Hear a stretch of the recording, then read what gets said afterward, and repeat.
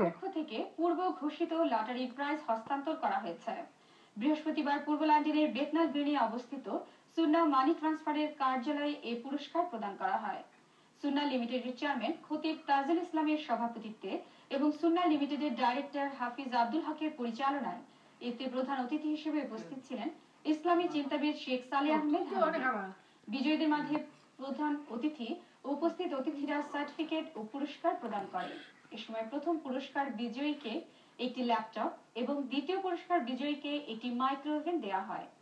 এ সময় অন্যান্যদের মধ্যে উপস্থিত ছিলেন ওমর ফারুক আনোয়ার চৌধুরী, সুন্নাহ লিমিটেডের অন্যতম স্টাফ অফিসার সাজিদুল করিম, বিশিষ্ট ডিজাইনার আব্দুর রহিম প্রমুখ। উল্লেখ্য যে প্রথম পুরস্কার বিজয়ী মোহাম্মদ আকমল হোসেন শেখ ও দ্বিতীয় পুরস্কার বিজয়ী হলেন সাজ্জাদুর রহমান হায়দার। বিজয়ীগণ তাদের অনুভূতিতে সুন্নাহর ভূয়সী প্রশংসা করেন।